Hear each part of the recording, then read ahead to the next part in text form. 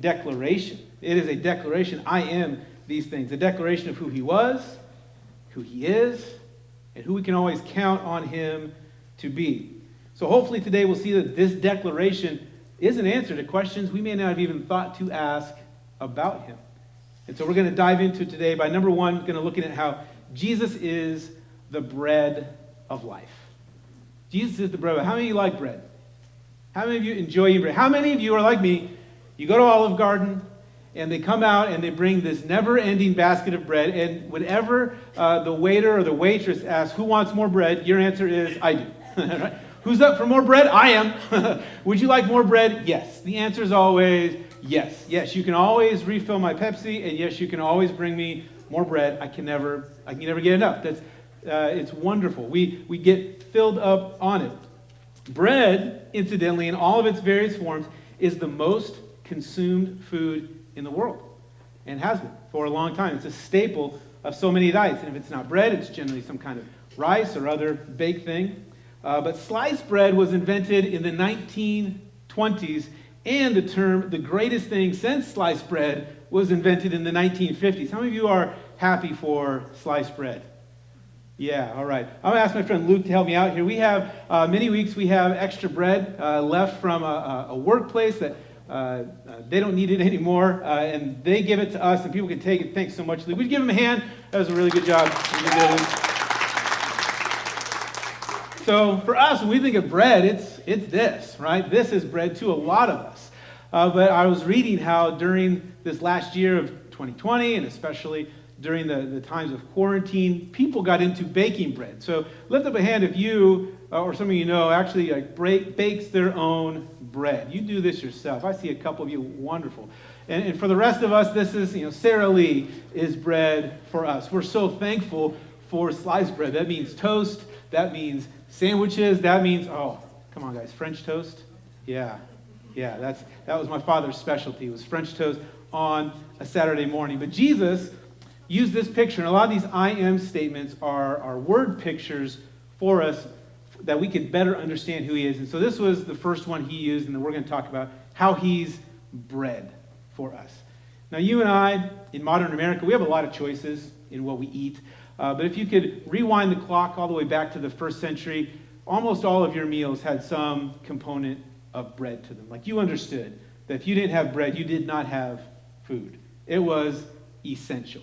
It was primary. You would add other things to it. You'd have other stuff with bread, but if you did not have bread, you did not have a meal. And so Jesus is pulling on this word picture. He's using it to say, I am the bread of life. I am essential. You need to have life in me. We're going to read this in John chapter 6, starting at verse 48. Jesus made this statement a couple of times. We're going to focus in on this one. John chapter 6, starting at verse 48, Jesus says this quite simply, I am the bread of life.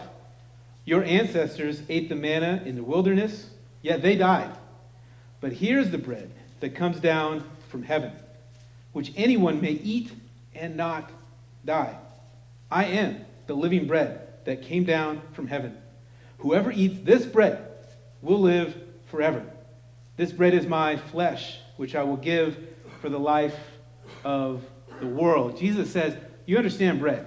And in fact, if you're a first century Jew, you have the story in your head of God feeding the people of Israel with miraculous manna from heaven for years. You know that bread is crucial. Jesus says, now take that understanding and apply it to your spiritual life. I am bread for your spirit.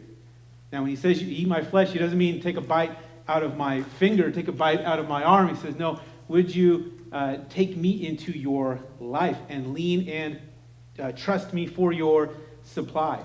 So the first thing Jesus tells us by using bread as an illustration is this. Bread, Jesus is the bread that sustains our daily life. Jesus is the bread, the sustenance that sustains us in daily life, on a daily basis, renewed over and over. Why do we have bread on a table like this that anyone can take? Well, because the manufacturers can't keep it for very long. Bread just won't keep it. It's got an expiration date. And so generous people bring it and drop it off here. And we know that if you need bread, you need to come get it on a regular basis, right? It doesn't work really well necessarily to freeze bread or try to keep bread. Like you got a week or 2 weeks or whatever it is, it doesn't keep like a canned food. You need a fresh supply. That's what Jesus is for our souls. He is a fresh supply on a daily basis because he knows that we need it. The Bible is the written word of God. Jesus is the living word of God. Jesus referred to the Bible itself as bread in Matthew chapter 4 when he said, "Man does not live on bread alone, but on every word that comes from the mouth of God." Now in John chapter 6, Jesus is referring to himself as the bread of life itself. And he says it 3 times to make this connection that we eat his flesh by remaining in him and obeying the word of God. We continually take it in because we should get hungry again. So we need his word again. We need it every day. I had a friend in Bible college that would take time to read the Bible and pray at breakfast, lunch, and dinner. And she would say, because my body needs to eat 3 times a day, I think my soul needs to feed 3 times a day. And so she would make time for Jesus the same times where she made time for food, to fill her soul the same time she filled her body. God gave this example to his people through the Old Testament. When they were slaves wandering into the wilderness, they needed something to eat. And God provided miraculous manna that showed up 6 days a week. And on the 6th day, they picked twice as much so that they could have a rest on the 7th day. God did this for 40 years. He provided for his people miraculously what they needed. Jesus would include that in his famous prayer when he said, "Father, give us this day our daily bread." What we call the Lord's Prayer, the way Jesus prays, every day, Lord, we need your daily bread. Not just that we need to eat and stay alive, but we need your presence on a daily basis because what we had yesterday might not tide us over into tomorrow. We need you each and every day. But the truth is, if you let me use a preacher joke here, there's a lot of people choosing to live a spiritually gluten-free life, spiritually devoid of who Jesus is. Now, if you're actually gluten-free, like sometimes the bread analogy breaks down if you can't eat it, right? But understand what Jesus' point was, that he is the bread, the sustenance of life, and yet so many people try to do it without him. So many people try to get through without him. He says, that is not how you were designed. Bread is something we need to eat. I remember being a poor college student, living in a little off-campus apartment with my buddy, and we were so poor. I mean, guys, I think the federal minimum wage at that point was like $4.25 an hour, and that's what me and my buddy lived on. Part-time work, 20 hours a week, $4.25 an hour. I was working in a warehouse. I did not have money for much, but I could afford the rent, half the utilities, and I fed myself on bread and tuna fish. Almost every day, that was my lunch because I was dating a beautiful young woman named Christina, and she expected that when we went out on dates, like we would go someplace that served more than just bread and tuna fish, right? So half my money went to those weekend dates, and then Monday through Friday, I would go to school or to work, and I'd pack myself a little tuna fish lunch. Man, tuna fish can take you a long way, right? But don't let it sit out too long, or you won't like what you get. I lived on tuna fish. I lived on grilled cheese sandwiches. Oh, what a miracle that is. That's just bread and cheese, some butter, and some heat, and you get a delicious meal. And as a 20-something-year-old, man, that was it. I was trying to live as cheaply as possible, and just some bread and some fish, some bread and some cheese was the way to go. Incidentally, Jesus made this reference to the bread of life just a little while after he had done one of his miracles of providing food with just some loaves, some bread, and some fish. Like the first century tuna fish sandwich. Jesus made thousands of them out of just a few. I was taking what I could get from Aldi, the 1 loaf of bread, 1 can of tuna fish, and trying to stretch it for as many days as possible. There's a miraculous power to Christ providing for us in life. Jesus said in verse 35 of John chapter 6, "I am the bread of life. Whoever comes to me shall not hunger, and whoever believes in me shall never thirst." Jesus' first hearers would have had 2 things in mind when he said this. First, they had just seen him feed a whole crowd, a gigantic crowd, 5,000 men, so probably 10,000 plus with women and children, fed him from just a few loaves and fishes. But they also would have remembered that God provided for the people of Israel with that miraculous manna from heaven. You know the word manna actually means what is it? They saw this stuff that appeared on the ground, this dew that hardened into flakes. And what is it? What is this bread? Let's have some more of that. What is it bread? The original Wonder Bread. I wonder what it is. I don't know. God provided for them. That was deep in the psyche of a Jewish believer. And so they understood that God fed them with bread. Jesus fed them with bread. Now he says, guess what, guys? Beyond this, I am the bread for your spiritual life. So both the feeding of the crowd and the manna in the wilderness were intended to point to a bigger reality. See, we love the miracles of Jesus. We spent a whole month in January talking about the miraculous power that Jesus has. But the miracles are never an end in and of themselves. Not just he did this, but because he can do this, it points to how great he is. That's always been the tension for God's people, that sometimes we worship the miracle, not the miracle worker. That we can be so excited for the bread and totally miss the person that made the bread happen. The bread was not the important thing. It's that Jesus was now in their presence. And that Jesus, if he could do this, what else could he do? And what does that mean about who he is? And what he tells us about who God is. So Jesus tells them not to get too excited or to long for physical bread, even if that bread was provided by God himself. Rather, Jesus says we're to long for and to live for the bread that comes down from heaven and gives life to the world. I said, boy, didn't that feel good to have some bread in your stomach, to be full? Now imagine what that's like spiritually. And guys, I'm the one that does that for you. He's constantly trying to point people to the greater realities of who God is. That's what miracles do. They remind us of how incredible God is and how we should listen to what he says. And this is now what Jesus is saying about himself. So, Jesus helps to sustain us on a daily basis. We need, number 2, Jesus is the bread that satisfies our heart's deepest longings. Jesus is the one that fulfills the deepest longings and desires and needs that the human heart has. So what's this bread of life that Jesus was trying to tell his people about? He says it's him, himself. He's trying to get this through to them with this word picture of bread. It's Jesus himself. Just like our physical bread satisfies deep hunger, bread fills you up. Jesus satisfies the longings of our heart, the things that other stuff could not do. Jesus does it with his presence in our life. He's the one that fills us. Our deepest joy, our most satisfying pleasures are found in Jesus. Now, you might have a story where you spent a part of your life running and trying to find fulfillment in every other place but Jesus. And if you came up here and you got to share with us your story today, you might say it sounded fulfilling for a moment, but it wasn't. Even when you got what you were after, it didn't really fill that hole. Only Jesus really fills the hole in the heart of men and women. He's the only true satisfaction. Without Jesus, even the greatest pleasures of the world end up empty and unsatisfying. You eat it, and 2 hours later, you're hungry again.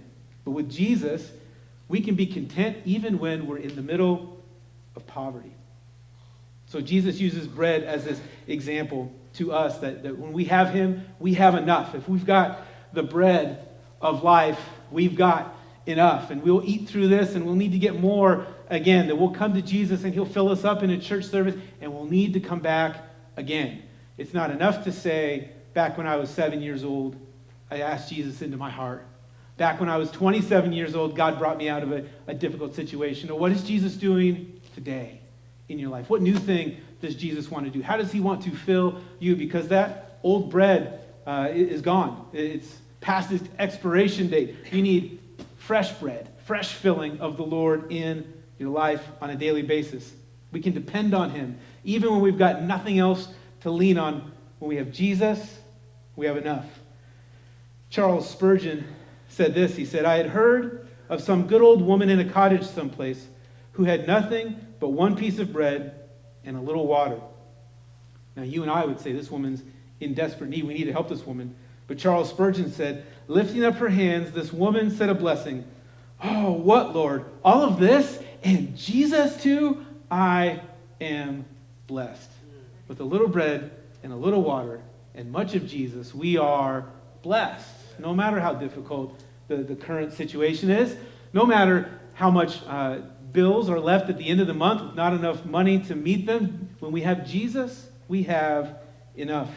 That old woman in that cottage truly understood what it meant to have Jesus as the bread of life, the thing she depended on. He satisfied her even though she had nothing but bread and water. She was content. Paul talks about that, doesn't he? In Philippians, he said, I've been in need and I've had plenty, and I've learned the secret of being content in any and every situation, whether well-fed or hungry, whether living in plenty or in want. You know what the secret is of being content? Philippians 4:13. I can do all things through Christ who strengthens me. I can do all things through Christ who strengthens me. This does not mean I put on a pair of football pads and I can blast anybody in front of me. It does not mean I can hit a home run every time I get up. We love to use that verse in a sports context. I can do anything. I can bench press 400 pounds through Christ who strengthens me. That wasn't Paul's point. Paul's point was life can be tough. Life can be very tough. You can be literally hungry and without food. You can get through it through Jesus Christ who gives you strength to get through the hard times. If you have Jesus, you have enough. So these statements of Jesus, these I am statements, are not intended to just be received as an intellectual piece of knowledge. Rather, they should motivate us to worship Jesus for who he is and what he means to us. They reveal his character, his godly character to us. He satisfies us in a way that nothing else can, because it's what our souls truly run on. Now, right now, all of our teenagers are getting ready for Fine Arts Festival. And I got to say, as a parent, this is a truly cool, come full circle moment, because our son Blake is entering fine arts for the first time. He's entering a video, and we helped him get that thing done and entered in. And for my wife and I, it was kind of cool because we've been working with teenagers in fine arts for decades. Like, I'm not joking, 25 years. We've either been in fine arts or helped people with it. And I remembered back to a time when my wife and I were youth pastors, and it was our job to write a skit for some of our fine arts kids. And I made a really poor decision with nutrition that ended up hurting me in a bad way. So it was a certain day, and because of just like where God was leading me spiritually, I had been fasting that day. Hadn't eaten anything in like 24 hours. And my wife and I came together in the evening to write this script. We were going to write out this script for the teenagers. We had this idea about characters on a lifeboat, and I was so hungry. And my wife said, "Can I get you something?" And she was coming home from work. I said, "Yeah. Why don't you stop by the coffee shop, get me like one of those Frappuccino things. That'd be good. They got like 500 calories in them. That'll fill me up, and that'll help me. Give me some caffeine going because I'm really dragging here. I got to have some mental energy to write this script." Well, she picked me up this giant, sugary, caffeinated thing. I drank the whole thing. And it was like I was on speed or something. Like, we were starting to write this script because it's all sugar and it's all caffeine, right? It's calories, but it's empty calories. I remember being like, oh, yeah. And then, like, one person on the boat, like, she could be a nun, and then she could reveal herself to be, like, a criminal on the run. Yeah, that'd be awesome. And then we could have, like, another person, like, turns out this person's father. Like, we were writing a soap opera. Like, this is what was coming out of my brain at this moment. That, like, the neurons in my brain were firing too fast. I didn't have any real food in me. All I had was sugar and caffeine. And the next day I looked at this script and I was like, this is crazy. This thing is crazy. That skit ended up going to nationals. Like, I was excited for those guys. That was great. But we had to refine it a little bit because, like, some of Steve's ideas were a little crazy because I was running on some empty fuel. Like, what I could have used maybe was some bread. I could have used a sandwich at that moment, but I filled up on the wrong thing and went a little haywire for a couple of hours.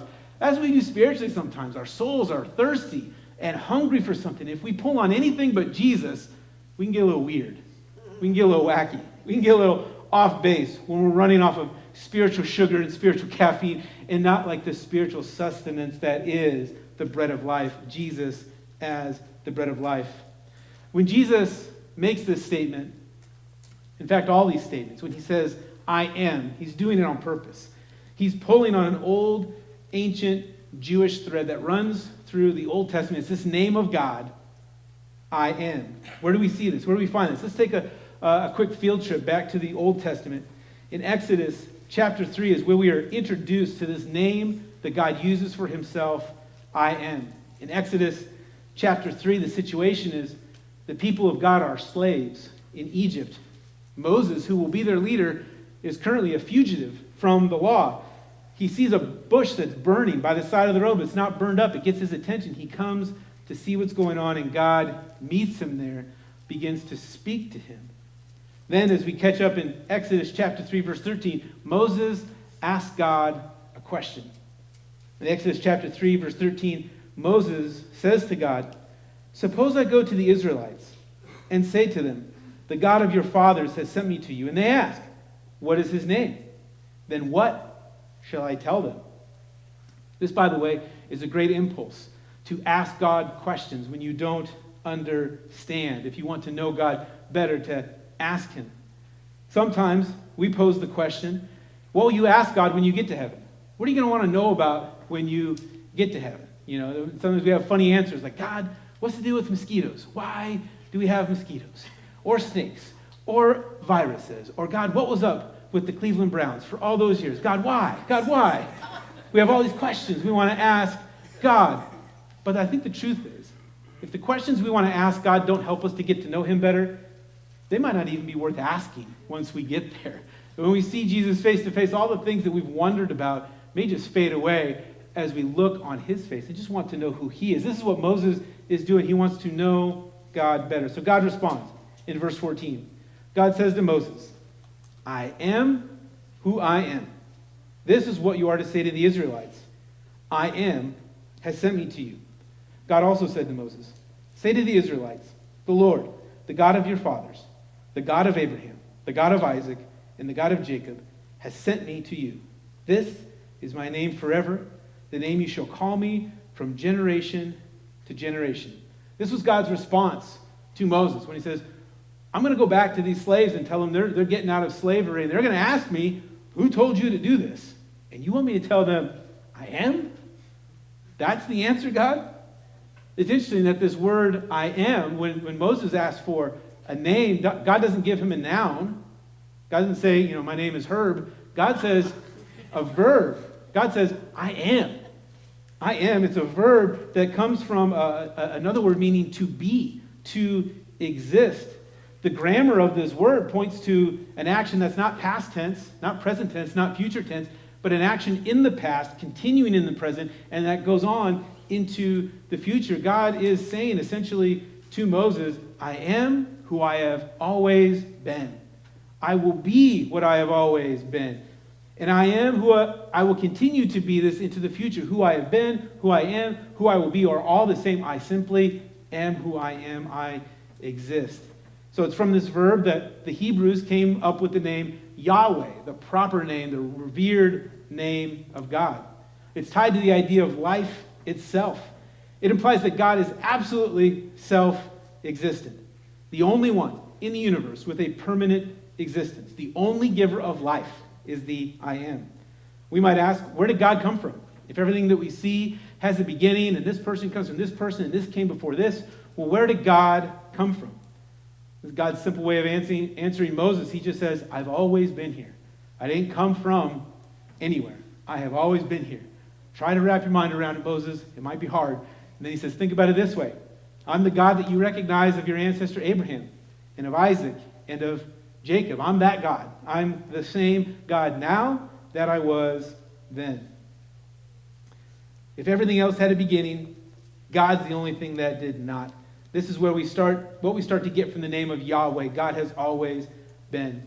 So then throughout the Old Testament, Yahweh is the word used to express God's desire to reveal himself to people.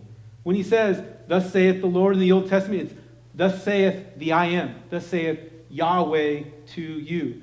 God doesn't just exist. He's not just there someplace, but he is actively trying to communicate with his people. In the Old Testament, in the New Testament, right up to the present day, the words I am means God still does want to speak to us. And he wants us to know him even better.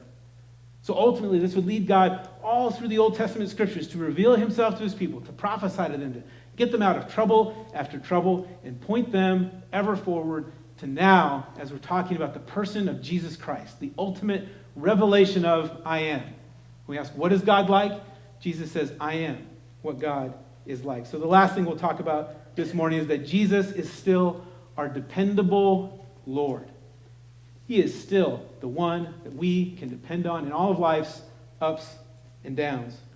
Jesus made a number of I am statements that we'll look at over the next couple of weeks. He said, I am the good shepherd. I am the gate. I am the vine. I am the light of the world. I am the way, the truth, and the life, and the resurrection and the life. When asked later on in the book of John if he thought he was greater than Abraham, Jesus responded, before Abraham was born, I am. That was highly offensive to the crowd he was talking to. In no uncertain terms, Jesus was equating himself with God himself. The particular way he said, I am, would have been unmissable to any Jewish person of that time. Whoa. I am Yahweh. You don't get to say that. If you're just a teacher, you don't get to say that. That is the worst sin a person could commit. It's what started the dominoes falling to leading to Jesus' crucifixion. So it's, again, one of the strategic reasons why he used this phrase, I am. He was no dummy. He knew exactly what he was doing when he said these words, I am. He started the process that would eventually lead to his own people selling him out to the Roman authorities to have him crucified. It starts by saying things like this. I'm so glad he did, though, because he says things like this. He is God. He is the revelation of God. We get to have a relationship with him today. Jesus was saying the God of Israel's founding, the God of Israel's saving, is standing right in front of you today. I'm going to invite our worship team to come, if they would, as we move towards closing. If God, the God of Israel's founding, his saving, is standing right in front of us today, this might blow our minds to think about this, to think about the God who has always existed, wants to have relationship with us. Or maybe it's become old hat because, hey, it's in the past. It's in the Bible. We've read this a dozen times. We get it. But recognize the significance of Jesus saying, I am, is that he still is working in our world today. He's still working in our lives today. He still wants to be I am for you and me, no matter what we're facing. We ask, where's going to be the help out of this struggle? Jesus says, I am the help out of this struggle. What is the purpose of this life? Jesus says, I am the purpose of this life.